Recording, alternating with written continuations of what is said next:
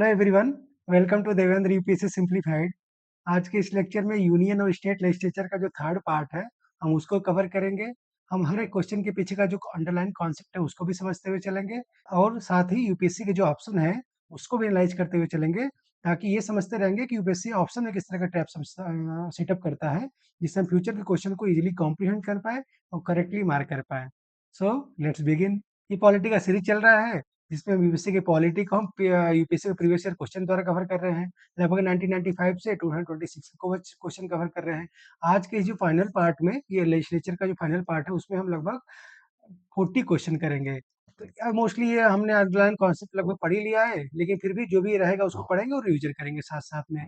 और इसमें हम लोग 2015 से लेकर 1995 के क्वेश्चन कवर किए हैं। 2015 का क्वेश्चन है ये, क्या कि सबसे पहले क्वेश्चन देखेंगे, पॉज करेंगे, खुद सॉल्व करेंगे, फिर ये देखेंगे कि मैं इस तरह के क्वेश्चन को कैसे देखता हूँ, कैसे करेक्ट मार्क करता हूँ। ठीक है, जिससे आपका स्किल भी, क्वेश्चन सॉल्व करने का स्किल भी इनहांस होता रहा है, जिससे अपने एग्जाम में करेक्टली आप क्वेश्चन को मार्क कर पाए, अपने एक्यूरेसी को इम्प्रूव कर पाए। ठीक है, अब इसमें क्या है, सबसे पहले हमें देखते हैं क्या पूछा है और कितना, दो स्टेटमेंट है। ठीक है, तो देखते हैं स्टेट काउंसिल के बारे में। The legislative council of A state in India can be larger in size than half of the legislative assembly of the that particular state.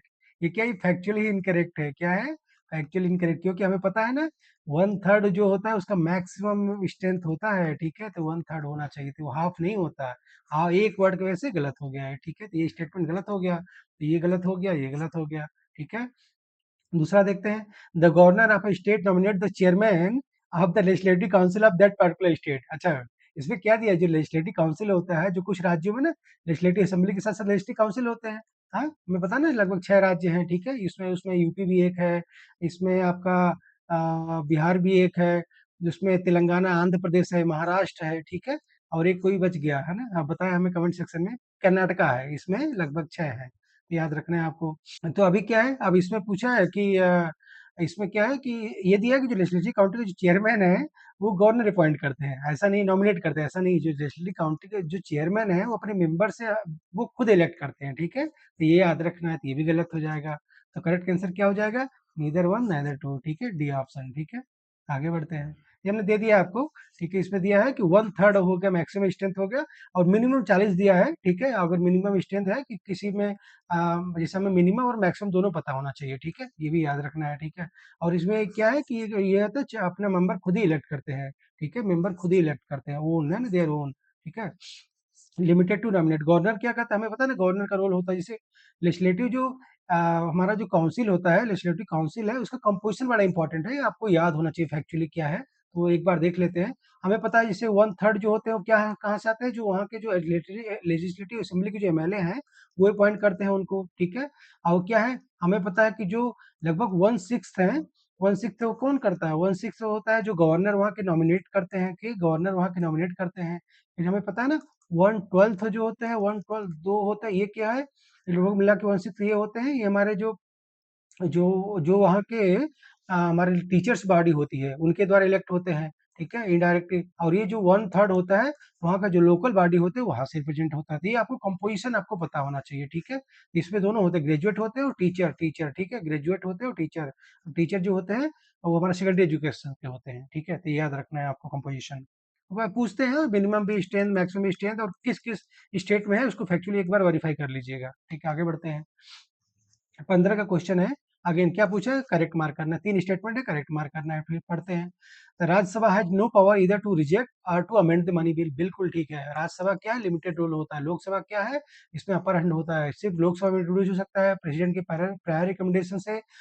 खाली राज्यसभा जो होता है रिकमेंडेशन दे सकता है। ठीक है, या 40 दिन डिले कर सकता है। ठीक है, इसके पास कोई बाइंडिंग या रिजेक्ट करने की पावर नहीं होती। तो पहला स्टेटमेंट ठीक है, पहला ठीक है, तो ये गलत हो गया। ठीक है, Rajya Sabha can not own a demand for grant. बिल्कुल, ये कैन नॉट वोट। ठीक है, बिल्कुल ठीक है। जो डिमांड ऑफ ग्रांट्स है उसमें वोटिंग कहाँ होती है, उसमें वोटिंग होती है सिर्फ लोकसभा में। ठीक है, तो ये बिल्कुल ठीक है। ठीक है, दूसरा, तो राज्यसभा करना, अब इसको जिसको पता नहीं है डिमांड ऑफ ग्रांट्स क्या होता है, एक्चुअली ये जो बजट होता है, बजट पे जो वोटिंग होती है उसको डिमांड ऑफ ग्रांट्स कहा जाता है। ठीक है, डिफरेंट डिफरेंट बजट को होता है ना, एक एज ए होल प्रस्तुत किया जाता है, लेकिन डिफरेंट डिफरेंट डिपार्टमेंट का डिफरेंट डिफरेंट बजट वो होता है, उसको डिमांड ऑफ ग्रांट्स कहा जाता है। तो ये जो होता है, ये सिर्फ वोटिंग उसकी लोकसभा में होती है। क्यों? क्योंकि वो पॉपुलर हाउस है, लोगों द्वारा इलेक्टेड है। ठीक है, अगला स्टेटमेंट देखते हैं। The Rajya Sabha can not discuss the annual financial statement. Annual financial में वही बजट में कोई, हमें पता है हमारे कॉन्स्टिट्यूशन में बजट शब्द का कोई जिक्र नहीं है। आर्टिकल 112 में किसका जिक्र है? Annual financial statement.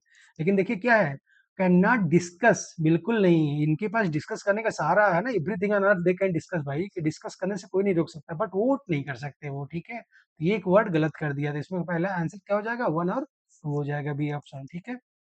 आगे बढ़ते हैं। ठीक है, हम कॉन्सेप्ट आपको थोड़ा सा रस कर रहे हैं क्योंकि इसमें बहुत सारे क्वेश्चन है, लेकिन हमने एक्सप्लेनेशन कर दे दिया और मोस्टली हमने रिवाइज कर लिया चीजें, सब ऑलरेडी पढ़ा हुआ है। हमेशा याद रखना है कि डिमांड ऑफ ग्रांट जो होता है exclusive privilege of the Lok Sabha है, ठीक है, वो आर्टिकल 103 में है, ठीक है। ये आगे बढ़ते हैं। 15 का क्वेश्चन है ये। अच्छा, चार स्टेटमेंट दिया, इसमें बताया कौन सा है ना, क्या when a bill refer to the joint sitting both the house of the parliament, ठीक है। क्वेश्चन क्या है, अगर दोनों हाउस में अगर हमारे पास टसल होता है, हमारे दोनों पास में डिसएग्रीमेंट होता है, तो ज्वाइंट सिटिंग बुलाया जाता है अंडर आर्टिकल 108 में। कहाँ से लिया गया है ये? हमने देखा था ना, हमने देखा था ऑस्ट्रेलिया से लिया गया था ये प्रावधान, ठीक है। तो फिर अब इसमें क्या पूछे, जब ज्वाइंट सेशन में पास होता है तो वहां पे बिल कैसे पास होता है, ठीक है। तो इसमें क्या है, हमें पता है कि बिल जो होता है वहां पे सिर्फ और सिर्फ सिंपल मेजोरिटी से पास हो, simple majority of member present and voting है, यही सिंपल मेजोरिटी होता है, इसलिए उसमें लोकसभा का से होता है, क्योंकि उसमें लगभग 543 मेंबर होते हैं। तो राज्यसभा का बिल्कुल लिमिटेड रोल होता है, तो ये याद रखना है कि उसमें लोकसभा का अपर एंड होता है, इसलिए जो गवर्नमेंट होता है उसको वहां पे ग्रीन सिग्नल मिल जाता है कि गवर्नमेंट का ये हो जाएगा, ठीक है। तो ये याद रखना है आगे, ठीक है। तो यहाँ सिंपल मेजॉरिटी मेजॉरिटी याद रखनी है आपको, मैं मोस्टली जो किस किस के लिए स्पेशल मेजॉरिटी की, डिफरेंट टाइप की मेजॉरिटी जो है कॉन्स्टिट्यूशन में दिया गया है। इसमें एक सिंपल मेजॉरिटी हो गया, ठीक है, एक है, दूसरा स्पेशल मेजॉरिटी है, और तीसरा जो होता है कि इफेक्टिव मेजॉरिटी होती है, फिर लास्ट होता है एब्सोल्यूट मेजॉरिटी। एब्सोल्यूट होता है ना, इसमें मतलब 2/3 मेंबर प्रेजेंट, इसमें क्या होता है कि 2/3 ऑफ ऑल द मेंबर, ठीक है। तो ये होता है प्रेसिडेंट वगैरह के रिमूव इम्पीचमेंट में, ठीक है। एब्सोल्यूट मेजोरिटी जो होता है, हमने बता रहे, एब्सोल्यूट यही इसको बोलते हैं, इफेक्टिव होता है मेजोरिटी ऑफ देन मेंबर, जैसे स्पीकर वगैरह के रिमूवल में, ठीक है। स्पेशल मेजोरिटी क्या होता है? Majority of the then member present and voting, and majority of the half of the, मतलब मेजोरिटी ऑफ द वो हाउस, और उसके बाद 2/3 मेंबर प्रेजेंट एंड वोटिंग, दो होता है इसमें, टू केस होता है। फिर इसमें होता है simple majority present and voting. तो ये तरह के पांचों तरह के आपको ये अब मेजॉरिटी पता होना चाहिए, और किस किस प्रावधान में किस कौन सा इसमें वो हमारा मेजॉरिटी लागू होता है, ठीक है, किस किस प्रोसेस में कौन कौन सा मेजॉरिटी लगा, तो ये आपको पता होना चाहिए, ठीक है। आगे बढ़ते हैं। 14 का क्वेश्चन है ये, ठीक है। इसमें आगे करेक्ट मार्क करना है, ठीक है। अब क्या पूछा है, regarding the no confidence motion के बारे में पूछा है, बहुत इंपॉर्टेंट क्वेश्चन है, ठीक है। एनसीए हमेशा आपको पता होना चाहिए, क्योंकि यही है, यही जो प्रिंसिपल है वो कहते हैं, ये कहीं नो कॉन्फिडेंस मोशन का कहीं कॉन्स्टिट्यूशन में जिक्र नहीं है, ये याद रखना है, टर्म कहीं जिक्र नहीं है, लेकिन स्टेब्लिश पार्लियामेंट्री नॉर्म है कि जो हमारा जो गवर्नमेंट है, एग्जीक्यूटिव है, directly responsible to the house of the people है, इसको हमारे यहाँ लोकसभा कहते हैं, ठीक है। तो याद है, तो इसे पढ़ते हैं। There is no mention of no confidence motion in the constitution, बिल्कुल ये कॉन्स्टिट्यूशन में कोई मेंशन नहीं है इस तरह का टर्म, ठीक है, याद रखना है ये चीज। Motion of no confidence can be introduce in the Lok Sabha only, बिल्कुल ये प्रेरोगेटिव है लोकसभा का, ठीक है। ये राज्यसभा में इंट्रोड्यूस नहीं हो सकता, जैसे मनी बिल होता है ना सिर्फ लोकसभा में, वैसे हमारा नो कॉन्फिडेंस मोशन से, क्यों? क्योंकि ये पॉपुलर हाउस है, ये डायरेक्टली इलेक्टेड है, ठीक है, इसीलिए ये डेमोक्रेटिक मैक्सिम है ना ये, ठीक है। नो टैक्सेशन विदाउट रिप्रेजेंटेशन, ठीक है, वहां से लिया गया है ये, ठीक है। इनडायरेक्ट डेमोक्रेसी का एक इंडा टूल है ये, ठीक है। करेक्ट क्या हो जाएगा? बोथ द स्टेटमेंट करेक्ट हो जाएंगे, ठीक है। ये हमने दिया है। अब आपको देखिए, एनसीएम के बारे में एक फैक्ट है, कुछ हमने दे दिया यहाँ पे आपको रिवाइज करने के लिए, कि एक है सिर्फ लोकसभा में होता है, और मिनिमम सपोर्ट चाहिए, ऐसा नहीं कि कोई भी आके थ्रू कभी भी कोई मेंबर उठ के खड़ा होकर बोलेगा हम नो कॉन्फिडेंस मोशन लाते हैं, नहीं। इसमें मिनिमम मेंबर का परमिशन चाहिए होता है, ठीक है, एटलीस्ट मिनिमम में एडमिटेड होता है, और स्पीकर जो होता है उसको एडमिट करेंगे तभी। इसमें कोई टाइम फ्रेम नहीं होता, मतलब इसमें क्या होता है, अगर एक बार स्पीकर में एडमिट कर लिया तो विद इन द 10 डेज आपको डिस्कशन करना ही होगा, ठीक है। और उसके बाद मोशन पास हो जाएगा तो वही हो गया, जब इंटायर काउंसिल ऑफ मिनिस्टर को रिजाइन करना पड़ेगा, क्यों? क्योंकि दे स्विम और स्विम टुगेदर ना, कहते हैं ना, दो सिंक एंड स्विम टुगेदर, है ना, वो एक साथ डूबते हैं एक साथ तैरते हैं। तो अगर एक किसी मिनिस्टर के खिलाफ या किसी काउंसिल ऑफ मिनिस्टर के खिलाफ हो गया तो सबको रिजाइन देना ही पड़ेगा, ठीक है, याद रखना है। ये चीज आपको याद रखना है कि ये कहाँ पे होता है, ये आपको इसलिए रिवीजन के लिए दे दिया है मैंने स्लाइड, ठीक है। Which are the following largest committee, या पार्लियामेंट्री कमेटी में क्वेश्चन आता है, इस तरह के पहले क्वेश्चन आते थे फैक्चुअल, अभी भी आते हैं कभी कभी, वो भी एक स्टेटमेंट में दे देगा, तो याद रखना है इस चीज को। पार्लियामेंट कमेटी में बहुत सारे क्वेश्चन हम लोग कर लिए हैं already. Committee of public account, ठीक है, कमेटी ऑफ पब्लिक अकाउंट कितने थे? 22 मेंबर होते हैं लगभग, है ना, ठीक है, तो ये क्या होता है, इसमें लगभग 14 प्लस 7 तो 14 प्लस 8 मेंबर होते हैं, लगभग 15 प्लस इस तरह से, तो इसमें तो ये हो गया। Committee on estimate, estimate committee कितने मेंबर होते हैं, 30 मेंबर कमेटी होती है, ठीक है, तो इसमें देखिए कमिटी ऑन पब्लिक स्टडी, इसमें भी 22 मेंबर होते हैं। कमिटी ऑन पिटिशन, तो यही हो जाएगा, कमिटी ऑन पब्लिक अंडरटेकिंग, ठीक है, अरे committee on, sorry, committee on estimates, ठीक है, कमिटी ऑन एस्टीमेट हो जाएगा, 30 मेंबर बॉडी होती है। ये याद रखना, मोटा मोटा ये तो सबको पता होना चाहिए ना। पब्लिक अकाउंट कमेटी, फिर ये हमें ये पता है, अब ये तीनों कमेटी क्यों इंपॉर्टेंट है, इसको बताता है फाइनेंस कमेटी होती है, ठीक है, ये बहुत इंपॉर्टेंट है, तीनों स्टैंडिंग कमेटी है, तीनों को फाइनेंस कमेटी दिया था। फाइनेंस कमेटी इसलिए कहा जाता है क्योंकि फाइनेंशियली अकाउंटेबल बनाती है हमारे जो एग्जीक्यूटिव है उसको लेजिस्लेचर के प्रति, पार्लियामेंट के प्रति, ठीक है। तो इसमें ये तीनों का आपको कंपोजिशन, मेंबर, कौन उसको चेयरमैन अपॉइंट करता है, इस तरह का आपको पता होना चाहिए इसके बारे में। हमने डिटेल दे दिया है जिसमें आप पढ़ सकते हैं। इसमें 30 मेंबर कमेटी होती है, और उसमें क्या होता है, एक भी और इम्पोर्टेंट है, ऑल इसमें एस्टिमेट कमेटी के भी सभी के सारे मेंबर लोकसभा से होते हैं, इसमें राज्यसभा का प्रतिनिधित्व नहीं होता है। ये भी बहुत इंपॉर्टेंट फैक्ट है, आपको याद रखना है, ठीक है। बाकी आप ये पढ़ सकते हैं, बाकी जो हमने दे दिया है, ठीक है, याद रखिए। 13 का क्वेश्चन देखते हैं, करेक्ट मार्क करना है, ठीक है, ठीक है, सबसे पहले देखना क्या मार्क करना है। पूछते हैं, the chairman and deputy chairman of the Rajya Sabha are not the member of that house. ऐसा है क्या, चेयरमैन तो डिप्टी चेयरमैन तो मेंबर नहीं होते, चेयरमैन कौन होते हैं, हमारे वाइस प्रेसिडेंट चेयरमैन होते हैं, लेकिन डिप्टी चेयरमैन तो मेंबर ऑफ द हाउस होता है ना, हाउस खुद ही चुनता है उनको, तो ये स्टेटमेंट गलत हो जाएगा। देखिए दोनों फैक्ट को वेरीफाई करना है, ठीक है, तो ये गलत हो जाएगा, ये गलत हो जाएगा। आगे बढ़ते हैं। While the nominated member of the two house of the parliament have no voting right in the president election, ठीक है, they have the right to vote in election of the vice president, ये बिल्कुल factual correct है, ठीक है। जो vice president जो president है और जो वाइस प्रेसिडेंट है, दोनों का जो इलेक्टोरल कॉलेज बिल्कुल अलग होता है। प्रेसिडेंट में क्या होता है, इसमें नॉमिनेटेड मेंबर होते हैं, सारे एमपी वगैरह होते हैं, और जो लेजिस्लेटिव मेंबर के नॉमिनेटेड मेंबर भाग लेते हैं, लेकिन वाइस प्रेसिडेंट में सिर्फ एमपी भाग लेते हैं, लेजिस्लेटिव राज्यों की कोई भागीदारी नहीं होती, लेकिन ऑल मेंबर होते हैं, चाहे नॉमिनेटेड हो चाहे इलेक्टेड हो। तो ये आपको कंपोजिशन याद होना चाहिए, ठीक है, आंसर क्या हो जाएगा, बी हो जाएगा, ठीक है, ठीक है, यहाँ पढ़ सकते हैं, आपको मैंने दे दिया है इसमें कि डिप्टी चेयरमैन खुद ही अपॉइंट करते हैं, ठीक है, याद रखना है आपको। 13 का क्वेश्चन है, क्या दिया है, what what will follow if A money bill is सब।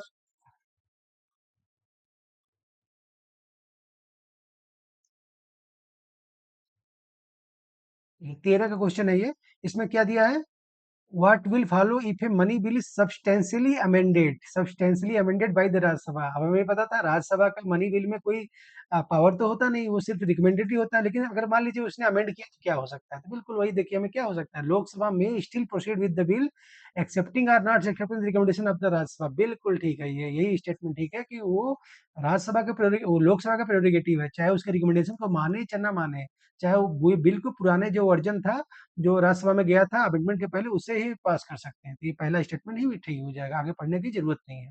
हम सर इस तरह के स्टेटमेंट को सॉल्व करना बताया था, जब कभी ऐसा चीज रहे ना इसमें दिए तो स्टेटमेंट को पढ़ने से पहले फैक्ट को वेरीफाई कर लिए, याद कर लिए, अच्छा मनी बिल क्या था, क्या क्या होता है उसमें, फिर स्टेटमेंट को पढ़ेंगे तो आपको कंफ्यूजन नहीं होगा, ठीक है। आगे बढ़ते हैं, हमने दे दिया यहाँ पे, ठीक है, इसमें यह दिया है कि मनी बिल जो होता है ऐसे का, हमने बताया था 109 में प्रोसीजर होता है, 110 में डेफिनेशन होता है, ठीक है, प्रेसाइडिंग ऑफिसर जो होते हैं उस पर ठप्पा लगाते हैं कौन सा बिल मनी बिल है कौन सा नहीं है, और ये होता है जुडिशियल रिव्यू को बियॉन्ड माना जा रहा है अभी, ठीक है, इसमें ये याद रखना है, ठीक है। जो 13 का क्वेश्चन है, the parliament can make any law for whole और any part of India for implementing international treaty, जिसे हमने बताया था, बहुत अच्छा क्वेश्चन है कि जिससे कि स्टेट लिस्ट में यूनियन कब लॉ बना सकता है, इसमें 5 कंडीशन है, तो उसमें से एक कंडीशन ये है, आर्टिकल 253 का ये दिया है। 253 ऑलरेडी हमने 249 देख लिया है, हमने 250 देख लिया है, जब प्रेसिडेंट हमारा इमरजेंसी पावर वगैरह जब इंट्रोड्यूस रहता है तो उसमें बना सकते हैं, 249 हो सकता है। 252 में दिया है, तो जो दो राज्य आपस में मिलके सेंटर को रिकमेंड करे कि हमें बना दे, इस तरह के कुछ कंडीशन, तो 253 में यही दिया है, अगर इंटरनेशनल ट्रीटी को इम्प्लीमेंट करने के लिए पार्लियामेंट बना सकता है ला होल और एनी पार्ट ऑफ इंडिया, उसको without the consent of the nation, में कंसेंट लेने की जरूरत नहीं है, स्पेशल पावर दिया गया है, क्योंकि इंटरनेशनल रिलेशन जो होता है ये यूनियन का प्रेरोगेटिव है, तो इंटरनेशनल कोई एग्रीमेंट अगर कर दिया गवर्नमेंट ऑफ इंडिया में, तो पूरे as a country as a whole को एक्सेप्ट करना होता है, इसलिए ये पावर दिया गया उनको, ठीक है, तो without any consent of any state, ठीक है, तो ये आप पढ़ सकते हैं, यहाँ हमने देखी आर्टिकल 253, या और ये आपको पांचों प्रोविजन आपको पता होना चाहिए, मोस्टली हमने कवर कर लिया है, ठीक है। आगे बढ़ते हैं, 13 क्वेश्चन है, करेक्ट पूछा है, ठीक है, अब देखिए, पार्लिया कमेटी एंड पब्लिक अकाउंट पूछा है। अच्छा, वही फिर पूछ दिया, parliamentary committee and public account है ना, पब्लिक अकाउंट कमेटी के बारे में पूछा हमने, पता है फाइनेंशियल कमेटी 22 मेंबर है ना, हमने देखा था 14 प्लस 8 मेंबर है ना, ये देखा था, ठीक है। तो अभी देखते 15 प्लस 7 मेंबर, इस तरह से 15 प्लस 7 मेंबर, इस तरह से 22 मेंबर होते हैं, ठीक है। अभी पूछते हैं, consist of not more than 25 member of the Lok Sabha है, 25 नॉट मोर देन 25 नहीं होता भैया, ये गलत है, ठीक है। तो पहला गलत है, पहला ये गलत हो गया। Scrutinize appropriation and finance account of the government, बिल्कुल ये फाइनेंशियल कमेटी होती है, ये जितने भी गवर्नमेंट अप्रोप्रिएशन मतलब मनी जो विड्रॉल होता है सीएफआई से, कंसोलिडेटेड फंड ऑफ इंडिया से, फाइनेंस अकाउंट मतलब जो टैक्सेस लगते हैं, जो मनी जो आता है सीएफआई में, ठीक है, तो बिल्कुल करता है। Examine the report of the controller auditor general of India, बिल्कुल ये दोनों स्टेटमेंट बहुत फैक्चुअली करेक्ट है, क्योंकि बताया तो सीएजी को बोला जाता है, क्या बोला जाता है सीएजी, इसमें जिसमें आर्टिकल नंबर 48 का प्रावधान है, मोस्ट इम्पावर्ड कॉन्स्टिट्यूशनल ऑफिस, जिसको डॉक्टर अम्बेडकर ने कहा था, ठीक है। ये क्या करते हैं, इसको कहा जाता है, ये फ्रेंड फिलासफर और गाइड होता है किसका, पब्लिक अकाउंट कमेटी का, ठीक है। इसका जो सीएजी का रिपोर्ट होता है, इसी को पब्लिक अकाउंट कमेटी हमारा जो डिस्कस करती है, इसी से बहुत सारे स्कैम उजागर का है, कोल स्कैम हो गया, 2G स्कैम हो गया है ना, कॉमनवेल्थ स्कैम वगैरह हो गया, इसी से उजागर हुए हैं, ठीक है, याद रखना है आपको। आगे बढ़ते हैं, ये हमने दे दिया है, इसमें लगभग भाई देखिए, उसमें 15 होते हैं राज्यसभा लोकसभा से, 7 होते हैं राज्यसभा से, ये याद रखना है आपको, ठीक है। आगे बढ़ते हैं, 12 का क्वेश्चन है, करेक्ट पूछा है, ठीक है। अब पूछा है, a deadlock between the Lok Sabha and the Rajya Sabha call for a joint sitting of the parliament during the passage of, ठीक है। तब ने दिया था कि डेड, अब इसमें दिया है कि अगर लोकसभा और राज्यसभा में डेडलॉक हो गया, तो कौन से ऐसे बिल में डेडलॉक हो जाता है, ठीक है, जिसके लिए ज्वाइंट सिटिंग बुलाया जा सकता है, तो ये क्वेश्चन है इसका। ऑर्डिनरी बिल बिल्कुल हो सकता है, क्यों, क्योंकि ऑर्डिनरी बिल में दोनों का इक्वल पावर होता है, जिस चीज में इक्वल पावर होता है राज्यसभा को, उसको पास करने के लिए ज्वाइंट सिटिंग बुलाया जा सकता है जब डेडलॉक होगा तो, ठीक है। अब मनी बिल बिल्कुल नहीं, क्यों, क्योंकि हमें पता है लोकसभा का प्रेरोगेटिव है, ठीक है, लोकसभा का अपर हैंड होता है। कॉन्स्टिट्यूशनल अमेंडमेंट बिल बिल्कुल नहीं, क्यों, क्योंकि हमें पता है 368 में जो भी कॉन्स्टिट्यूशनल अमेंडमेंट होते हैं, ये दोनों हमारे जो हाउस होते हैं, दोनों को अलग अलग पास करना है, और स्पेशल मेजोरिटी से मैंडेटरी है, तो ये याद रखना है। तो सिर्फ सिर्फ ऑर्डिनरी बिल, ठीक है। आंसर क्या हो जाएगा, ओनली वन हो जाएगा, ठीक है, हमने दे दिया है यहाँ पे। 12 का क्वेश्चन है, अगेन क्या पूछा है, अच्छा 4 स्टेटमेंट पूछा, वही which of the following special power have been conferred to the Rajya Sabha, ठीक है भाई, कॉन्स्टिट्यूशन ऑफ इंडिया, ठीक है, हमें पता है राज्यसभा कुछ स्पेशल पावर हमने पढ़ा था, तो इसमें से देखते हैं, इसमें स्टेटमेंट पढ़ते हैं, to change the existing territory of state and to change the name of the state, नहीं ऐसा नहीं है, ये तो फेडरल चैम्बर है, लेकिन इसका मतलब ये नहीं, इसमें इसमें तो कॉन्स्टिट्यूशन अमेंडमेंट के लिए दोनों की जरूरत होती है, तो ये गलत हो गया। To pass a resolution empowering the parliament to make a law in the state election and create an more all India service, ये बिल्कुल इंपॉर्टेंट है, ये आर्टिकल 249 और आर्टिकल 312, ये दोनों प्रेरोगेटिव है राज्यसभा के, राज्यसभा इंपावर कर सकता है लोकसभा को कि स्टेट में के सब्जेक्ट में वो हमारा स्टेट सब्जेक्ट में लॉ बना पाए और ऑल इंडिया सर्विस को कॉन्स्टिट्यूट कर पाए, ठीक है। तो ये याद रखना, ये यही इसका स्पेशल पावर है, यही ऑप्शन मिल गया हमें, ठीक है। आगे बढ़ते हैं, बी में देखिए सही है, आर्टिकल भी आपको ध्यान रखना चाहिए, ठीक है, आर्टिकल आप कोड करेंगे, जब भी आप मेंस वगैरह में इस तरह का क्वेश्चन आता है कि राज्यसभा लोकसभा में कंपेयर करने के लिए, तो ये स्पेशल प्रोविजन बहुत होना चाहिए, और अगर जार्गन लिख के आएंगे, आर्टिकल नहीं कोड करेंगे, तो आपको नंबर नहीं मिलेगा, ये याद रखना है आपको, ठीक है। 12 का क्वेश्चन है, ठीक है। In the parliament of India the purpose of an adjournment motion, ठीक है, देखिए मोशन पे क्वेश्चन है, हमने बताया नो कॉन्फिडेंस मोशन देखा था कितना इंपॉर्टेंट था, ठीक है। सिर्फ लोकसभा में एटलीस्ट 50 मेंबर 10 दिन में, अगर एक बार प्रपोजल एक्सेप्ट हो गया तो 10 दिन में उसका डिस्कशन जरूरी है, अगर एक बार पास हो गया तो सब इंटायर काउंसिल मेंबर को रिजाइन देना ही पड़ेगा, तो इसे देखते हैं एडजमेंट मोशन क्या होता है। एडजमेंट मोशन अगर आपने जिसने पढ़ा होगा, उसमें क्या होता है, जो नॉर्मल बिजनेस होता है उसको सस्पेंड करके एडजमेंट मोशन लाया जाता है, कोई मैटर ऑफ पब्लिक इंपॉर्टेंस के बात पे डिस्कशन डिबेट हो रहा है, ठीक है, तो पढ़ते हैं इस बैकग्राउंड के आधार पर, ठीक है। यही है कि विच ऑफ द पर्पज क्या, यही पर्पज है, टू अलाउ डिस्कशन है definite matter of urgent public importance, बिल्कुल ये बिल्कुल सही स्टेटमेंट है, तो पहला ही, आगे पढ़ने की जरूरत नहीं है हमें, इसमें टाइम बचाना होता है, आगे पढ़ने की जरूरत नहीं है, ठीक है। 2012 क्वेश्चन है, देखिए करेक्ट पूछा है, union territory are not represented in the Rajya Sabha, हाँ, union territory are not represented in the Rajya Sabha, ऐसा है क्या, ये गलत है, हमें पता है ना, दो यूटी है, कौन कौन सा है, दिल्ली और पुडुचेरी, इसमें क्या है, आर्टिकल 239 ए और 239 और 239 ए बी, ये इसमें प्रावधान है, दिल्ली और पुडुचेरी का प्रावधान है, ठीक है, स्पेशल पावर दिया गया इनको कि इनके यहाँ से राज्यसभा का जब चुनाव होता है, तो कोई ना कोई लेजिस्लेटिव इसमें क्या होता है कि यूटीटी किसी यूटी को भागीदारी नहीं दिया जाता, लेकिन दिल्ली और इसको स्पेशल प्रिविलेज दिया गया, ठीक है, तो याद है, तो ये गलत स्टेटमेंट हो जाएगा, ये गलत हो जाएगा, ये गलत हो जाएगा। It is with in the purview of the chief election commissioner to adjudicate election dispute. It is within the purview of the chief election commissioner to adjudicate election dispute. ठीक है, इलेक्शन डिस्प्यूट कौन solve करता है, हमें पता है ना, ये क्या है, हाई कोर्ट और सुप्रीम कोर्ट होते हैं, ठीक है, ये इनका इलेक्शन डिस्प्यूट नहीं होता, इनका चीफ इलेक्शन कमिश्नर का मतलब नहीं होता। इलेक्शन पिटिशन के थ्रू हाई कोर्ट में जाते हैं, एमपी और एमएलए के केस में, एमपी और एमएलए के केस में, याद रखना एमपी में भी हाई कोर्ट ही जाते हैं, और सुप्रीम कोर्ट जाते हैं प्रेसिडेंट और वाइस प्रेसिडेंट के ये चीफ इलेक्शन कमिश्नर का प्रेरोगेटिव नहीं, प्रीव्यू नहीं है, ठीक है, तो ये भी गलत हो जाएगा। ठीक है, तो आंसर हमें मिल गया, नन हमारा आंसर होगा, लेकिन आगे पढ़ते हैं। According to constitution of India the parliament consist the Lok Sabha and Rajya Sabha only, ठीक है, हमें पता है क्या है पार्लियामेंट, क्या होता है, Lok Sabha plus Rajya Sabha plus president, ठीक है, ये तीन president is integral part of parliament, इसलिए ये भी स्टेटमेंट गलत हो जाएगा, तो डी ऑप्शन सही हो जाएगा। जितने भी पढ़ा हुआ फैक्चुअल स्टेटमेंट है, इस तरह से ऑप्शन को बड़ा ध्यान से और वेरीफाई करते हुए फैक्ट चलेंगे, तो आप गलत सही गलत नहीं मार्क करेंगे, सही मार्क कर पाएंगे, ठीक है, इसलिए याद याद रखना है। आगे बढ़ते हैं, 2012 का क्वेश्चन है ये, अगेन करेक्ट मार्क करना है, तीन स्टेटमेंट दिए हैं, करेक्ट मार्क करना है, ठीक है। क्या दिया है, office of the Lok Sabha speaker, बहुत सारे क्वेश्चन कर चुके हैं हम लोग, फिर से एक बार करते हैं, देखते हैं। He see hold the office during the pleasure of the president, ऐसा है क्या, अरे बिल्कुल नहीं भाई, वो तो उन्हीं क्या कहते हैं कि ये तो मेंबर खुद ही चुनते हैं, इनका सिक्योरिटी ऑफ टेन्योर होता है, ठीक है, तो ये बिल्कुल गलत है, गवर्नर की तरह नहीं होते हैं ये, ठीक है, तो ये करेक्ट क्या पूछा है, ये गलत हो जाएगा, ये गलत हो जाएगा, आगे बढ़ते हैं। देखिए एग्जाम में रहूंगा तो मैं दूसरा पढ़ूंगा ही नहीं स्टेटमेंट, क्योंकि दूसरा तो इसमें दिया ही नहीं है, ठीक है, तो आगे बढ़ते हैं, फिर भी यहाँ है तो हम लोग पढ़ ले रहे हैं। He seemed not to be a member of the house at the time of his her election, but has become a member of the house within the 6 months from the date of his, किसके लिए है, ये prime minister के लिए है या minister के लिए है, कि मिनिस्टर या प्राइम मिनिस्टर किसी मेंबर किसी हाउस का मेंबर नहीं है, तो वो बन सकते हैं 6 महीने तक अंदर, 6 महीने के अंदर उनको मेंबरशिप लेना पड़ेगा, चाहे नॉमिनेटेड हो चाहे इलेक्टेड हो, ठीक है, लेकिन ये स्पीकर के लिए नहीं है, स्पीकर को जो लोकसभा के जितने मेंबर होते हैं उसी में से कुछ लोग चुना जाता है, किसी दूसरे को नहीं चूज किया जाता कि ठीक है किसी दूसरे को चुन लेते हैं, 6 महीने बाद वो फिर इलेक्ट होके आ जाएंगे, नहीं, ये बिल्कुल गलत है, ये प्राइम मिनिस्टर के लिए लागू होता है, तो करेक्ट आंसर क्या हो जाएगा इसका, ठीक है। देखिए तीसरा पढ़ते हैं।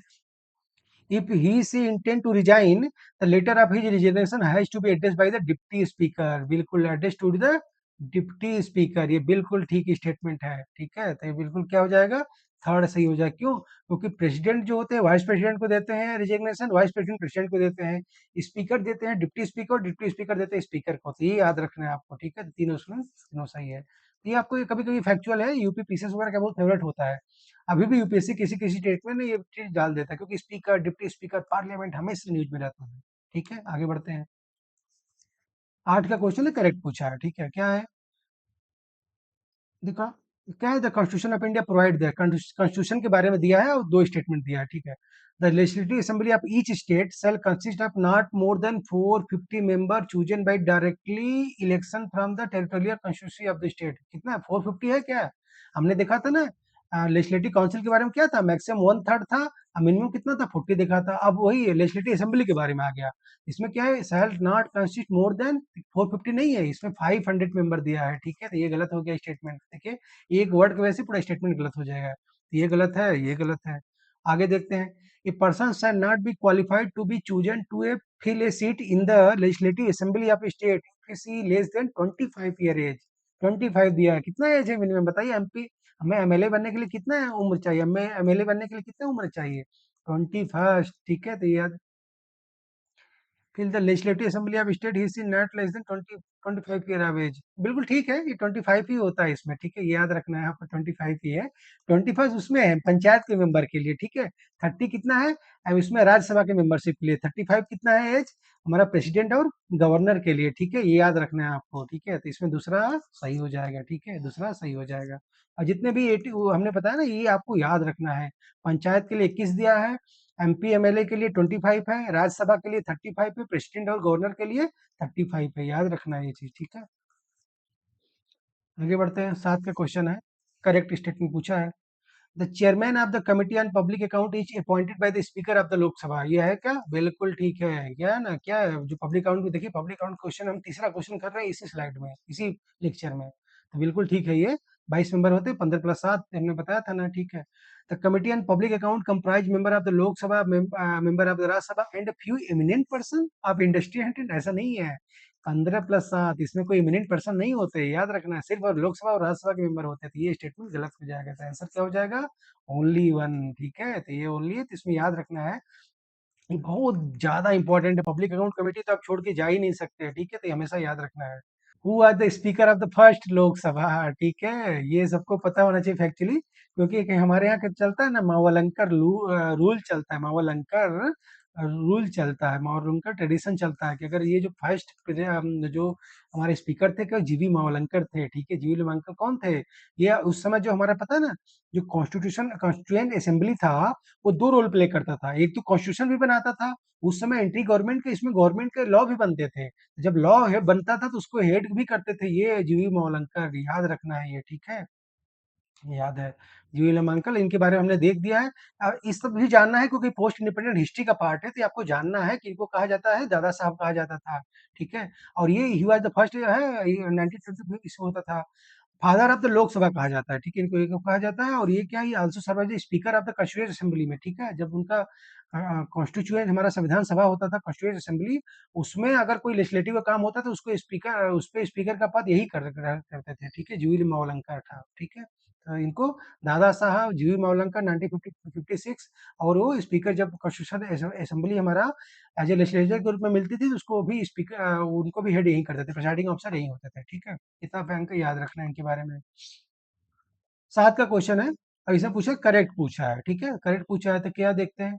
अच्छा, एसेसन रीजन का क्वेश्चन, बहुत अच्छा क्वेश्चन है, हमने बताया था एसेसन रीजन के बारे में क्या है। एसेसन होता है, रीजन होता है, तो उसमें याद रखना है कि इसमें बिकॉज या कॉज इफेक्ट बैठा के सॉल्व किया जाता है। देखते हैं इसको। एसेसन क्या पूछा है, the council of minister in the union of India is collectively responsible to both the Lok Sabha and Rajya Sabha, ऐसा है क्या? बिल्कुल गलत है। 75 थर्ड क्लास 3 क्या कहता है? Council of minister in the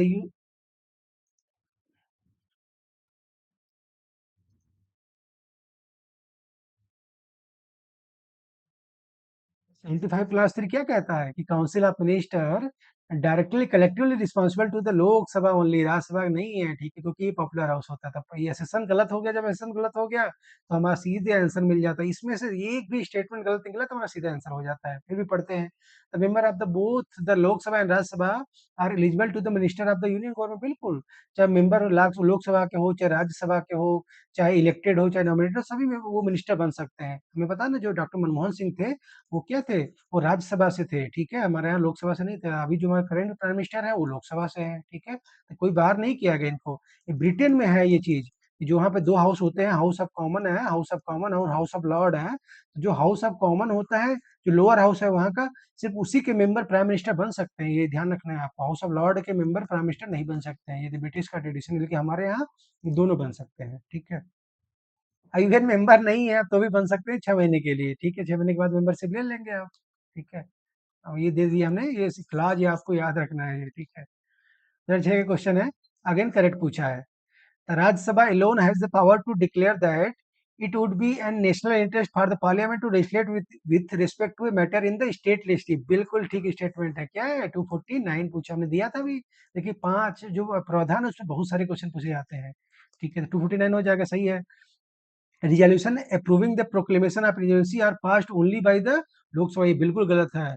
resolution approving the proclamation, proclamation जो अगर इमरजेंसी का होगा तो उसको अप्रूव करने के लिए दोनों का होना चाहिए, उसको डिसअप्रूव करने के लिए लोकसभा का स्पेशल पावर दिया गया है, ठीक है। तो ये याद रखना है हमेशा, डिसअप्रूवल के लिए लोकसभा की स्पेशल पावर, अगर उसके जो अगर सीटिंग में है तो उसके जो है लगभग कुछ मेंबर होते हैं मिल के अगर आएंगे तो सिंपल मेजोरिटी से डिसअप्रूवल को बहुत इजी बनाया गया है। 44th अमेंडमेंट एक्ट के द्वारा उसको इजी बनाया गया है, इसमें सिंपल मेजॉरिटी से डिसअप्रूव कर दिया जा सकता है, ठीक। करेक्ट क्या हो जाएगा? ओनली वन ऑप्शन हो जाएगा करेक्ट, ठीक है।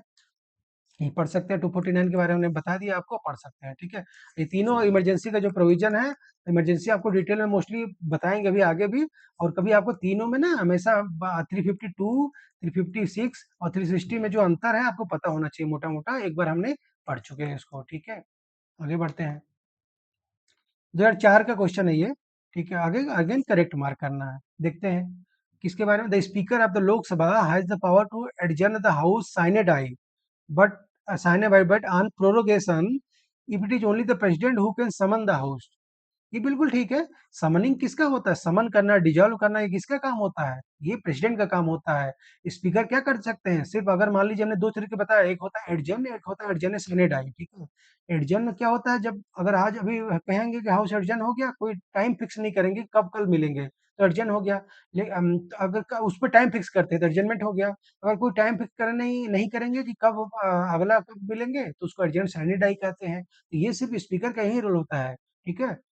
प्रेसिडेंट कैन समन होता है, प्रोरोगेट हो जाए तो प्रेसिडेंट कैन समन कर सकते हैं, ठीक है। तो ये हमेशा याद रखना है, करेक्ट है आगे, तो ये गलत हो जाएगा। आगे बढ़ते हैं।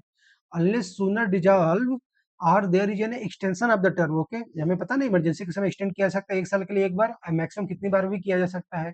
There is an automatic dissolution of the Lok Sabha by effects of time, बिल्कुल at the end of the period of 5 year, बिल्कुल ठीक है। Even if no formal order of dissolution is issue by the president, ये बिल्कुल ठीक है, correct है। इसलिए हमारे यहाँ ना जब देखेंगे इलेक्शन कमीशन होता है, हम एक एक विंडो लेके चलता है, क्योंकि पता है अगर 5 साल का टाइम, पहली मीटिंग से अगर 5 साल का टाइम अगर मिल मिल गया, मतलब निकल गया, तो वो डिजॉल्व अपने आप हो जाएगा, ऑटोमेटिक डिजॉल्व हो जाएगा। जब या तो उसको एक्सटेंड किया जाए या तो उसको, ये तो ऑटोमेटिक डिजॉल्व हो जाता है।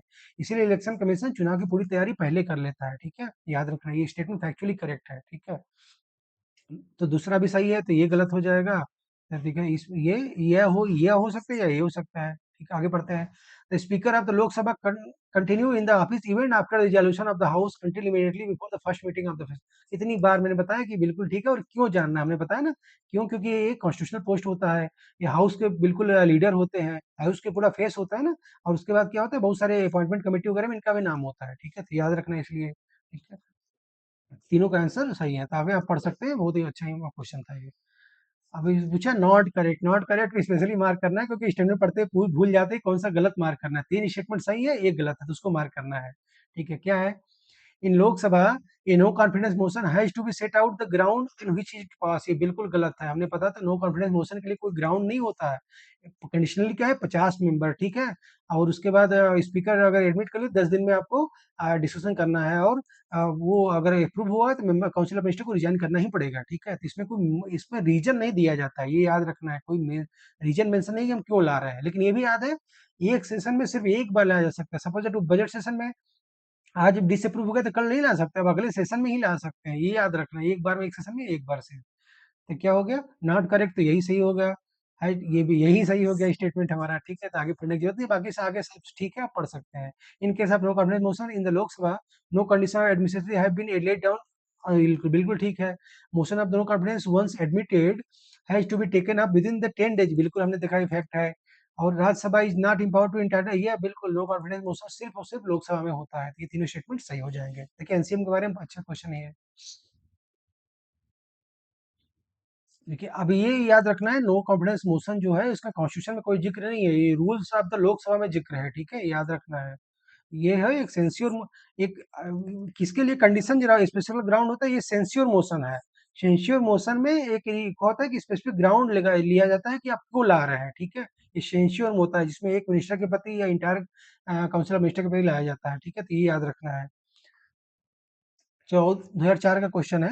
अब ठीक है, अगेन 4 स्टेटमेंट दे दिया है, क्या पूछा है? नॉट करेक्ट, नॉट करेक्ट पूछा, याद रखना है, ठीक है।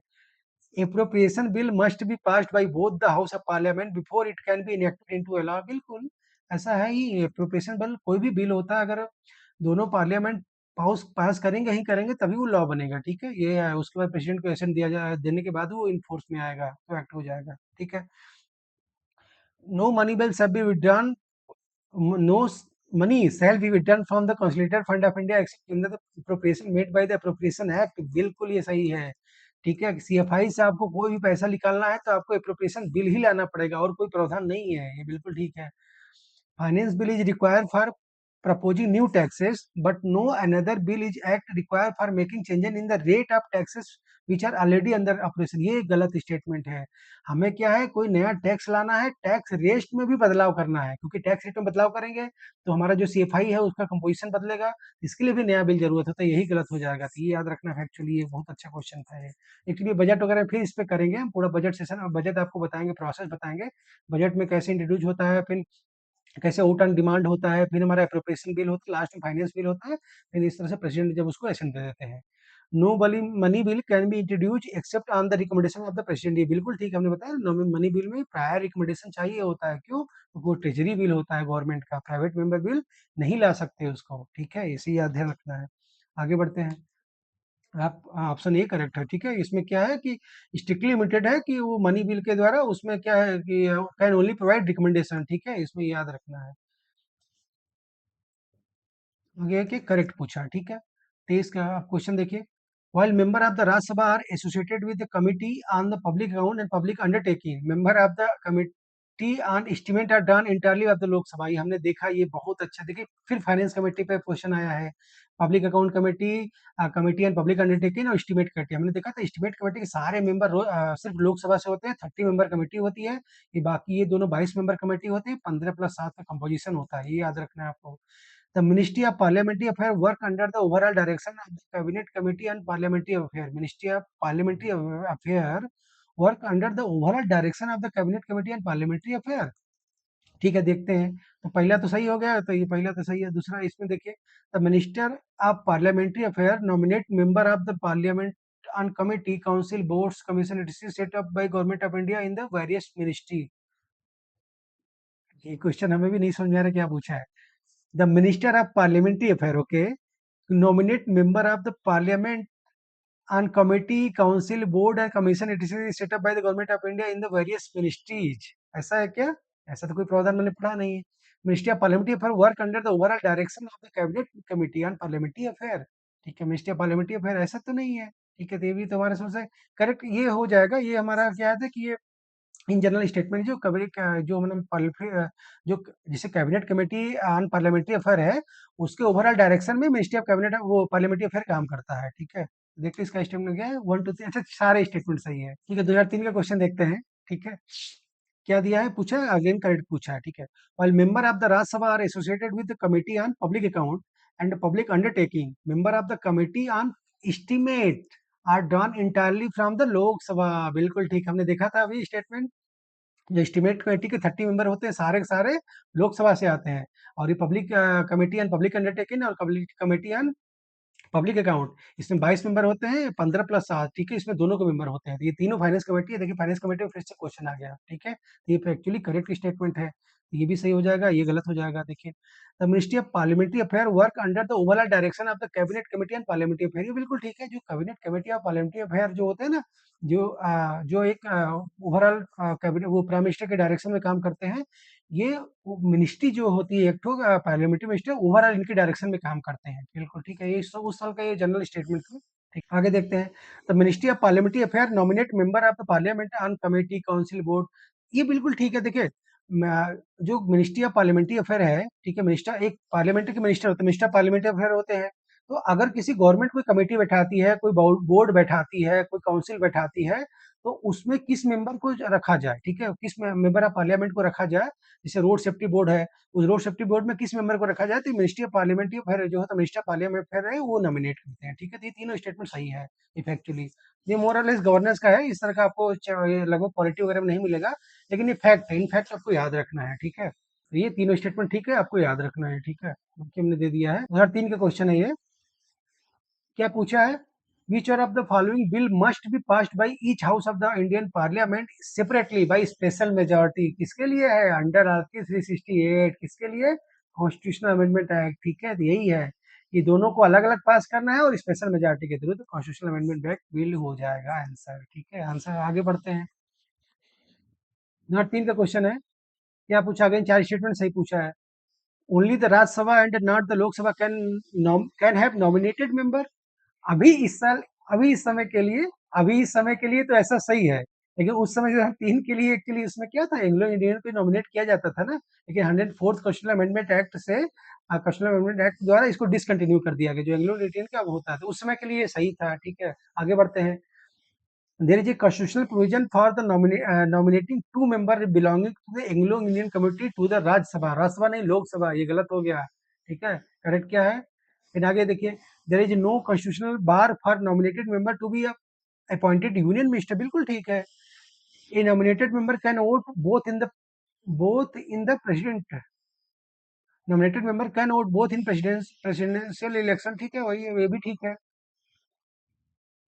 Can vote in both the presidential election, नहीं नॉमिनेटेड मेंबर नहीं वोट करते हैं, ठीक है। तो इसमें इस समय के लिए दोनों, ये दोनों स्टेटमेंट सही हो जाएंगे। उस समय के लिए, उस समय के लिए तो ये गलत हो जाता था, फिर अभी सी ऑप्शन हो जाता है, ठीक है। तो ये याद रखिए आपको, ठीक है। लेकिन इस समय के लिए पहला स्टेटमेंट सही है। 104th कॉन्स्टिट्यूशनल अमेंडमेंट एक्ट द्वारा एंग्लो इंडियन को डिसकंटिन्यू कर दिया गया है, ये आपको याद रखना चाहिए, ठीक है। 2003 का क्वेश्चन देखते हैं, करेक्ट पूछा है। The joint sitting of two house of the parliament in India is sanctioned under 108 of the constitution, ये बिल्कुल ठीक है। और किस कहाँ से लिया गया, हमने देखा ऑस्ट्रेलिया से लिया गया, ठीक है, बिल्कुल ठीक है। और the first joint sitting of Lok Sabha and Rajya Sabha was held in 1961, ठीक है, फैक्चुअली करेक्ट है। उस समय हुआ था 1961 में, ठीक है। हमें भी नहीं पता था, जब स्लाइड बता रहे थे तो याद था। इस तरह का फैक्चुअल उतना नहीं ध्यान रखते, फिर से वापस से पूछ रहे हैं, पोस्ट इंडिपेंडेंट हिस्ट्री का पार्ट है, तो ये आपको पूछ रहे हैं, तो आपको ध्यान रखना है कि फर्स्ट हमारे स्पीकर कौन थे, फर्स्ट हमारा अपोजिशन पार्टी कौन था, फर्स्ट हमारा लीडर ऑफ अपोजिशन कब हुआ था, हमने देखा था ना। 1969 में इनको सबसे पहले रिकॉग्नाइज किया गया था, 1977 में इनको स्टेचुरी दर्जा दिया गया था एलओपी को लोकसभा में, ठीक है। आगे बढ़ते हैं। The second joint sitting of the two house of the Indian parliament was held in pass the banking service repeal act, ये ठीक है, ये भी स्टेटमेंट ठीक है। लेकिन आपको वही ज्वाइंट सेशन का याद रखना है। अभी रिसेंट में कोई हुआ हो तो उसको ध्यान रखना, अभी रिसेंट में कोई हुआ नहीं था। फर्स्ट हुआ था 1961 में, सेकंड जो हुआ था बैंकिंग सर्विस कमीशन को रिपील करने के लिए, ठीक है। याद रखना। तो आंसर क्या करेक्ट क्या हो जाएगा, ऑल करेक्ट सही हो जाएंगे इसके, ठीक है, सही हो जाएंगे आगे। ठीक है, 2002 का क्वेश्चन है ये। क्या पूछा है, the term of the Lok Sabha, Lok Sabha का टर्म के बारे में हमने देखा था, इमरजेंसी वगैरह में क्या होता है, तो ठीक है पढ़ते हैं। Can not be extended under any साल, का ऐसा तो हो ही नहीं सकता, एक साल के लिए एक्सटेंड किया जा सकता है। और मैक्सिमम नंबर ऑफ टाइम, बिल्कुल। Can be extended by 6 month at a time, एक साल में एक बार में, एक साल के लिए, 6 महीने के नहीं। Can be extended by 1 year at a time during the proclamation, बिल्कुल ठीक है। Can be extended for 2 year at a time, नहीं 1 ईयर, ये तो यही स्टेटमेंट ठीक है, आपको पता होना चाहिए, ठीक है। ये आपको पता होना चाहिए, ठीक है। आगे बढ़ते हैं। और मैक्सिमम कितनी बार, मैक्सिमम हमेशा कितनी बार भी कर सकते हैं, लेकिन एक बार में एक साल से ज्यादा नहीं, क्योंकि हमें पता नहीं, इमरजेंसी तो इमरजेंसी होता है। इमरजेंसी कितने समय के लिए, हमें तो है ना, इमरजेंसी अगर हमें पता रहता है इतने समय के लिए, इतनी देर के लिए इमरजेंसी रहेगा, तो इमरजेंसी रहेगा कैसे। इमरजेंसी अनफॉर्सिन कॉन्सिक्वेंस के लिए होता है, तो उसमें टाइम को नहीं फिक्स कर सकते हैं, तो इसके पीछे का रैशनल जानना है, याद रखना है। लेकिन ये सेफ गार्ड है कि एक बार में सिर्फ एक साल के लिए एक्सटेंड किया जा सकता है, ठीक है, याद रखिए।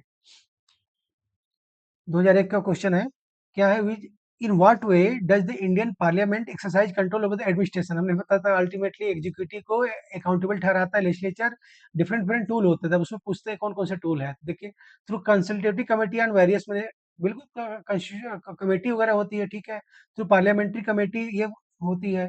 By making the administration send periodic report, ठीक है। By compelling the by compelling the executive to issue writs, ऐसा तो है नहीं कि ये तो गलत है। By making the administration send periodic report, लेकिन अल्टीमेटली जो होता है इन तीनों सारों में बेस्ट ऑप्शन ये होगा पार्लियामेंट्री कमेटी, ठीक है। कंसल्टेटिव कमेटी नहीं होता, क्योंकि अल्टीमेटली जो पार्लियामेंट्री कमेटी होती है इसके द्वारा हो कंट्रोल ओवर द एडमिनिस्ट्रेशन, क्योंकि एडमिनिस्ट्रेशन में क्या है, उनको बुला कर क्वेश्चन किया जा सकता है इसमें, ठीक है। ये बी ऑप्शन सही हो जाएगा। इसमें क्या होता है, हमने बताया था उस दिन कि जो पार्लियामेंट्री कमेटी होती है इसमें एक्सपर्ट को भी बुलाया जा सकता है, और डिपार्टमेंट के जो एडमिनिस्ट्रेटिव बॉडी होते हैं उनको भी बुला के क्वेश्चन किया जाता है, और पूछा भी जाता है बार बार, ठीक है। कि मान लीजिए कोल स्कैम हुआ, तो कोल सेक्रेटरी को बुलाया गया था, ठीक है, कोल से एडमिनिस्ट्रेशन में है वो, लेकिन उनको बुलाया गया था, उनके अगर वो, इसलिए वो सही से जस्टिफिकेशन नहीं पा पाई, इसलिए वो प्रिवेंशन ऑफ करप्शन एक्ट के द्वारा वो जेल में गए। लेकिन सबको पता था कि वो अनकरप्ट थे, ठीक है, वो पर्सन ऑफ इंटीग्रिटी थे, लेकिन उसमें कुछ प्रोसीजरल कारण के द्वारा उनको जो है जेल, उनको जेल जाना पड़ा, ठीक है, ये याद रखना है आपको। आगे बढ़ते हैं। 2000 का क्वेश्चन है, speaker can ask a member of the house to stop speaking and let another member speak, this phenomena is known as, अच्छा अच्छा, ऐसे इस तरह से दिया, देखा ऐसे होता है ये, ठीक है। तो इधर हमारे वो अपोजिशन होता है, इधर हमारे ट्रेजरी बेंचर होते हैं, यहाँ हमारा स्पीकर होते हैं। तो मान लीजिए कोई मेंबर बोल रहा है, तो उनको स्पीकर कहेंगे तुम रुको भाई, अब तुम बोलो, तो इसको कहा जाता है, इसको बोलते हैं यील्डिंग ऑफ द फ्लोर, ठीक है। ये पार्लियामेंट्री प्रैक्टिस है, ये आपको पता होना चाहिए। और आके डेकोरम क्या होता है, जैसे होता है ना, हमें बताया क्लास का डेकोरम मेंटेन रहे, तो ठीक है। तो मिनिमम डेकोरम होता है, हमने बताया कि मिनिमम जो कोरम होता है, कोरम एक शब्द होता है कि मिनिमम कितने नंबर रहेंगे तो हमारा मीटिंग होता है। डेकोरम मतलब पूरा ओवरऑल डेकोरम मेंटेन करने का काम स्पीकर का काम होता है। क्रॉसिंग द फ्लोर का मतलब क्या होता है पता है, क्रॉसिंग द फ्लोर का मतलब होता है, सपोज दैट कोई रूलिंग पार्टी का मेंबर है, कोई बिल आया लेकिन वो उसके अगेंस्ट वोट दिया, ठीक है? तो इस तरह से होता है। या कोई अपोजिशन पार्टी का मेंबर है, अगर कोई कोई बिल आया जिसको उस पार्टी का व्हिप उसने पार्टी ने व्हिप जारी किया तो इसको अपोज करना है, लेकिन उसने सेक्स वो किया, क्या किया उसको, उसको अप्रूव किया, मतलब उसको एक्सेप्ट किया, उस पे यस पे वोट किया, तो इसको बोलते हैं क्रॉसिंग ऑफ द फ्लोर कहा जाता है, ठीक है? यील्डिंग ऑफ द फ्लोर यही है कि अगर एक मेंबर को स्टॉप किया जाए, दूसरे को बोलने दिया जाए। इन लोग पार्लियामेंट बहुत ज्यादा क्वेश्चन में ना, देखिए कितने सारे क्वेश्चन है उस पे, ठीक है? तो यील्डिंग ऑफ द फ्लोर का मतलब होता है यही, another member is address the house, ठीक है? डेकोरम क्या होता है? मेंटेन प्रॉपर बिहेवियर डिग्निटी, ठीक, क्रॉसिंग द फुल वही होता है। Indian parliament etiquette this is protocol where physical asset between the chair and member addressing the house. पढ़ लीजिएगा आप, मैं दे दिया आपको इस तरह के, ठीक है? तो एक बार जो क्वेश्चन आ गया ना, उसको दोबारा आ जाएगा तो गलत नहीं होना है आपको, हमने दे दिया पढ़ने के लिए, ठीक है?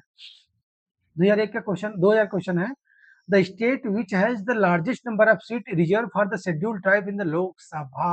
आर्टिकल, कौन सा आर्टिकल 330 में क्या रिजर्वेशन का प्रावधान किसके लिए है? एससी और एसटी के लिए। तो शेड्यूल्ड ट्राइब में जो है, शेड्यूल्ड स्पेशल शेड्यूल्ड ट्राइब में के लिए लोकसभा में कितने मेंबर होते थे हमें पता है।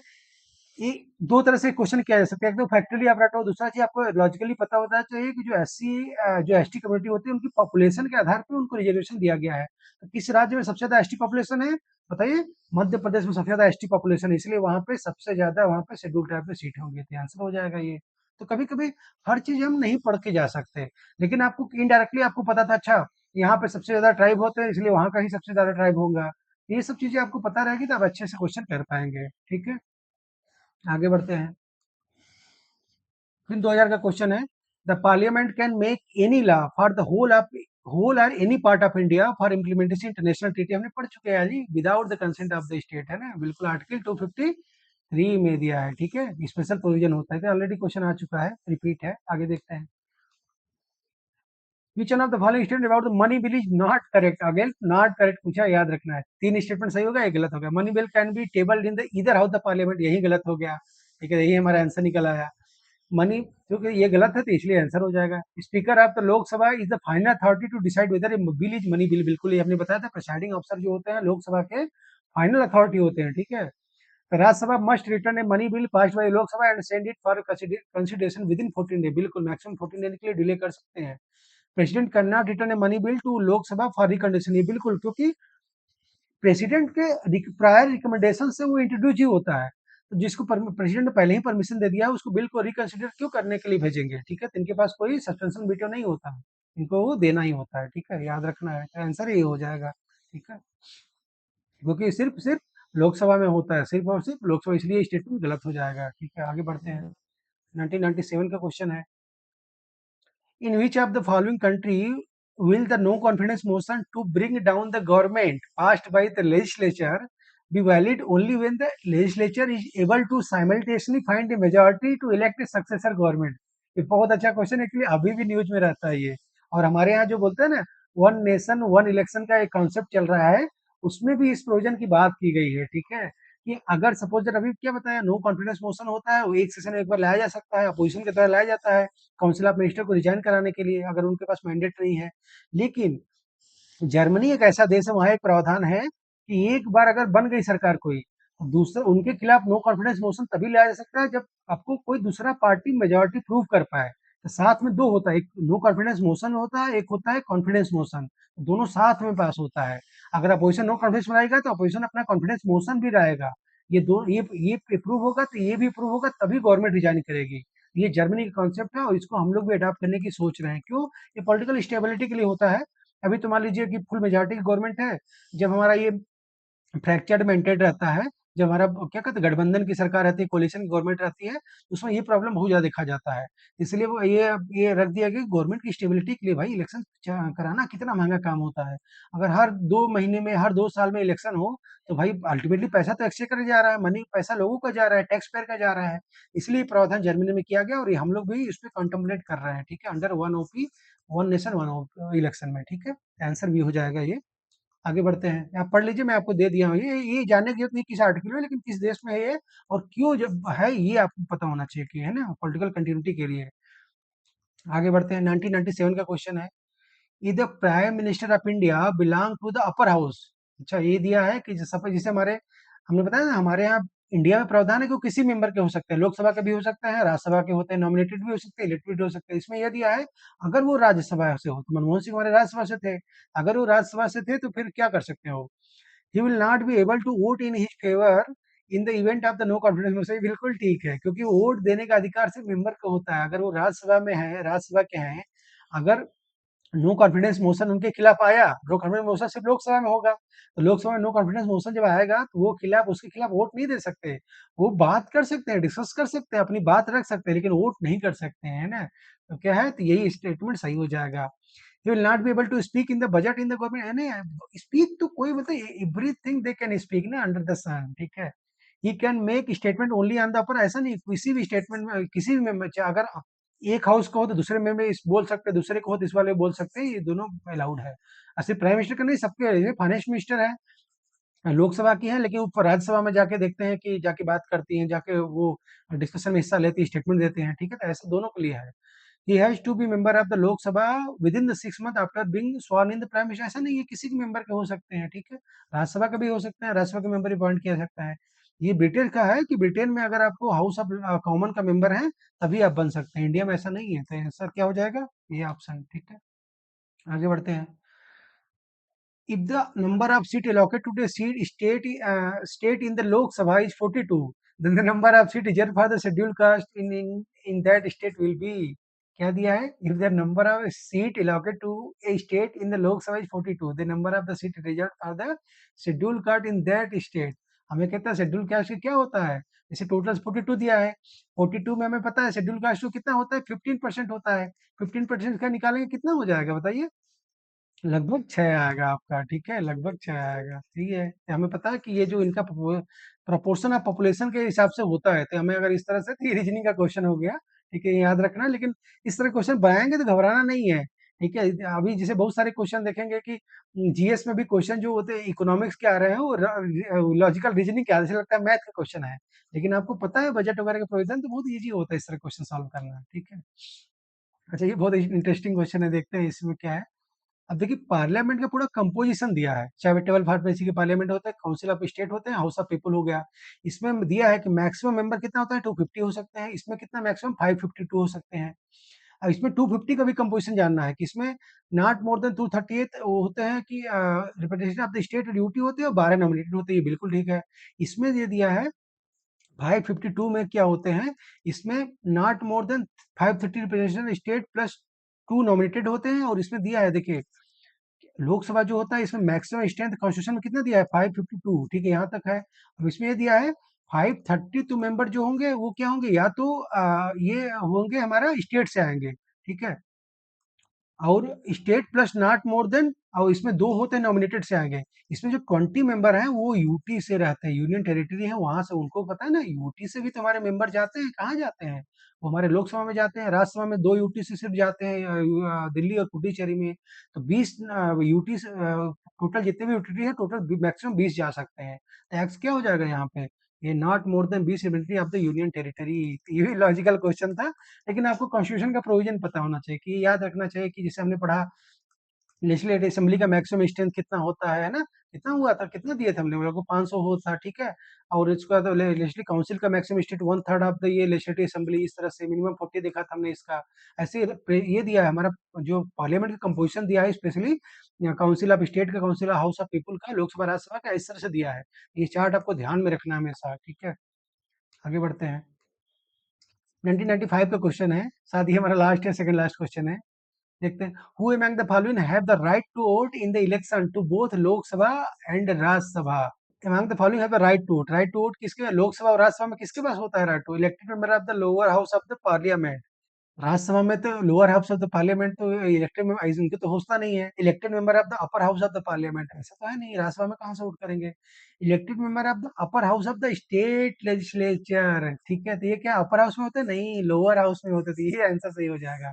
मतलब इसमें क्या पूछा है, जैसे जो एमएलए हैं, एमएलए क्या होता है, एमएलए ही हमारा तो राज्यसभा के जो मेंबर चूज करते हैं, एमएलए ही तो हमारा जो एमपी वगैरह जो होता है इनडायरेक्ट, जब डायरेक्टली इलेक्शन होता है तो ये भी तो चूज करते हैं ना। यही इससे आंसर पूछा है, लॉजिकल क्वेश्चन था बहुत, लेकिन अच्छा क्वेश्चन था। ठीक है, तो डी ऑप्शन सही हो जाएगा कि जो हमारे एमएलए होते हैं जो स्टेट के, वो राज्यसभा का भी चुनते हैं मेंबर, और वो भी तो डायरेक्टली जो जाते हैं वोट देने, तो वो तो एमपी तो चुनते ही होंगे ना। ठीक है, भले है कि Ajay one party one vote के, मतलब one member one vote one value के कॉन्सेप्ट पे उनका भी इक्वल, उनके वोट का वैल्यू इतना ही होता है उस समय एमएलए का, जितना एक ऑर्डिनरी सिटीजन का होता है। तो उसमें कोई डिफरेंशिएशन नहीं होता, उनको भी लाइन में लगते हैं, वोट देना पड़ता है, लेकिन वोट तो देते ही है ना। ठीक है, अगला क्वेश्चन देखते हैं। Which are one of the following state of India does not have legislative council so far even though the constitutional amendment act 1956 जो सेवेंथ अमेंडमेंट एक्ट था प्रोवाइड था। ये बहुत फैक्चुअल क्वेश्चन है लेकिन इंपॉर्टेंट है।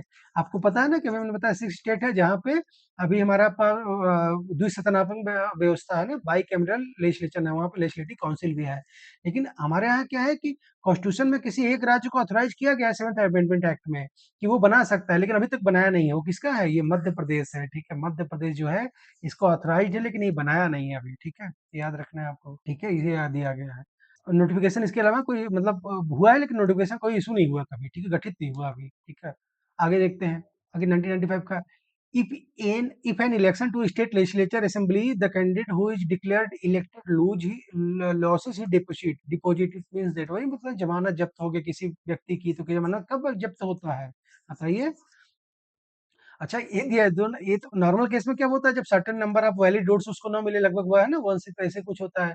लेकिन इसमें क्या दिया है, वो इलेक्टेड भी हो गया, इलेक्शन टू द स्टेट, वो एमएलए बन के भी गए, लेजिस्लेटिव असेंबली बन गए, लेकिन उनकी जमानत जब्त हो गई। इसका मतलब क्या हुआ, उन बहुत विनिंग मार्जिन बहुत कम था, या तो वहाँ पे बहुत very very large number of candidate contested the election. इतने ज्यादा लोग खड़े हो गए उसमें कंस्टिट्यूंसी में कि इनको जितना विनिंग के लिए चाहिए, वो डिपॉजिट जब्त होने से उतना कम ही विनिंग मार्जिन से जीत गए। सपोज दैट उनके पास 50 वोट मिनिमम चाहिए था कि वो अगर नहीं तो उनकी जमानत जब्त हो जाएगी, लेकिन 40 वोट ही मिला और वो जीत भी गए, क्योंकि इसका मतलब क्या, वहां पे बहुत सारे मेंबर खड़े हो गए एक साथ। ठीक है, 3 दिन में इतना कंपटीशन था, किसी को 50 का थ्रेशोल्ड पास ही नहीं कर पाया, तो यही आंसर ठीक हो जाएगा। फाइनली चैप्टर कंप्लीट होता है। बहुत लार्ज क्वेश्चन वो चैप्टर था, लेकिन हमें पता है ना कि हमने वो लगभग सब कुछ देखा। पार्लियामेंट्री हमने देखा, प्रिविलेज देखा, हमने देखा लोकसभा राज्यसभा में अंतर क्या होता है, डिफरेंट डिफरेंट टाइप के बिल क्या होते हैं। ठीक है, कॉन्स्टिट्यूशनल अमेंडमेंट एक्ट का प्रोसेस क्या होता है, आजकल पोस्ट इंडिपेंडेंट हिस्ट्री से भी क्वेश्चन बना रहे हैं, ये सब हमने देखा। ठीक है, जितने पार्लियामेंट्री डिवाइसेस होते हैं कंट्रोल, वो एग्जीक्यूटिव कंट्रोल करने के लिए, वो देखा हम लोगों ने। फिर हमने ये देखा कि जो डिफरेंट डिफरेंट जो इलेक्शन वो इलेक्टोरल डिस्प्यूट होते हैं, उसको कहाँ कहाँ पे इलेक्शन पिटीशन वगैरह कहाँ पे जाता है। एमपी एमएलए का हमने देखा ना, एमपी एमएलए का हाई कोर्ट में जाता है, और सुप्रीम कोर्ट में कहाँ जाता है, उसका वाइस प्रेसिडेंट और प्रेसिडेंट का जाता है। हमने देखा इलेक्टोरल कॉलेज वगैरह, प्रेसिडेंट का क्या होता है, वाइस प्रेसिडेंट का क्या होता है। फिर हमने देखा कि इस तरह के, इस सब तरह से हमने इसको रिवाइज किया। और फ्यूचर में आजकल पता है कि यही हमें हमें पार्लियामेंट में बहुत ज्यादा फोर्स क्वेश्चन आता आ रहा है, तो हमें पार्लियामेंट की जो रियल प्रैक्टिस है उसको ध्यान में रखना है। फिर हमें ये जो स्पीकर डिप्टी स्पीकर इस सब पे हमेशा न्यूज चलता रहता है, ये याद रखना है।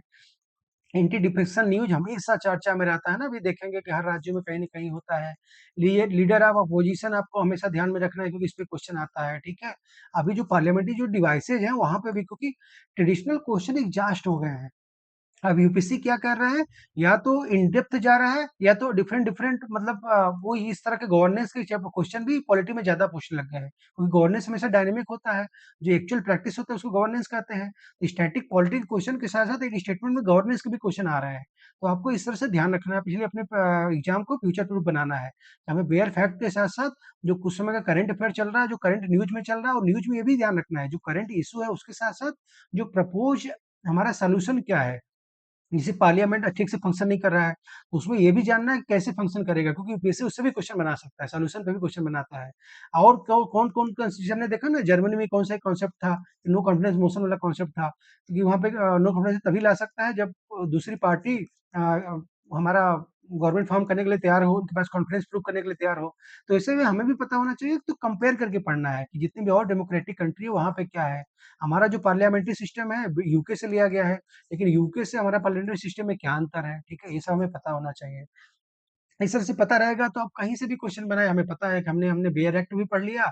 हमें क्या है, गवर्नेंस उसमें जो इसमें प्रैक्टिस में वो भी पढ़ रहा है। हमें पोस्ट इंडिपेंडेंस में जो अभी तक का जो चल रहा है, एग्जीक्यूटिव पार्लियामेंट, एग्जीक्यूटिव और लेजिस्लेचर, या एग्जीक्यूटिव या जुडिशरी, इन सब का जो टस्कल है ये भी ध्यान में रख लिया। ठीक है? और हमें जो डिफरेंट डिफरेंट गवर्नमेंट जो अमेंडमेंट लेके आई वो भी याद रख लिया, ठीक है? ठीक है, 25 जनवरी हम लोग 25 जून को रिकॉर्ड कर रहे हैं। आज क्या है? संविधान विभीषिका दिवस है, ठीक है? आज ही के दिन इमरजेंसी डिक्लेयर हुआ था, ये याद रखना है। तो इमरजेंसी वगैरह के पावर अभी क्वेश्चन पे हम लोग देखेंगे, एग्जीक्यूटिव वगैरह में भी देखेंगे, लेकिन ये भी याद रखना है कि 44th अमेंडमेंट, 42nd अमेंडमेंट ये बहुत इंपॉर्टेंट है। 44th में करेक्टिव स्टेप लिया गया था कि दोबारा इमरजेंसी डिक्लेयर ना हो, ठीक है? ये भी याद रखना है, ठीक है? Very thank you so much for watching. अगले लेक्चर में हम लोग क्या करेंगे? यूनियन और स्टेट एग्जीक्यूटिव के थ्रू करेंगे। इसको भी हम लोग यूपीएससी के प्रीवियस ईयर क्वेश्चन द्वारा करेंगे, वही उसमें भी 1995 से लेके 2026 का क्वेश्चन करेंगे। हम क्वेश्चन के पीछे के जो अंडरलाइन कॉन्सेप्ट को भी समझते हुए चलेंगे, जिससे कॉम्प्रिहेंसिव तरीके से रिवीजन भी हो जाए, क्वेश्चन भी सॉल्व करें और एक्टिव रिकॉल भी हो जा रहा है, क्योंकि कॉन्सेप्ट पढ़ के अप्लाई करना बहुत जरूरी होता है, ठीक है? यूट्यूब में प्लेलिस्ट जाके ये देख सकते हैं कि हम लोग चैप्टर वाइज यूपीएससी के जो पॉलिटी है उसको चैप्टर वाइज पीआईक्यू की तरह कवर कर रहे हैं, ठीक है? और ये इस हमारे मिशन में इस भागीदार बनिए। जो अच्छा लगे तो लोगों को सब्सक्राइब करिए, इसको चैनल को सब्सक्राइब करिए, लोगों को शेयर करिए, अपने फ्रेंड वगैरह को बताइए इसके बारे में, ठीक है? जिससे लोग जुड़ सके, उनका भला हो सके, क्योंकि ultimately sharing is sharing is caring, ठीक है? तो जो भी आपके अच्छे लोग हैं, जो जिनको ये लेक्चर की जरूरत है, उनको साथ शेयर करें, ठीक है? Thank you so much, all the best.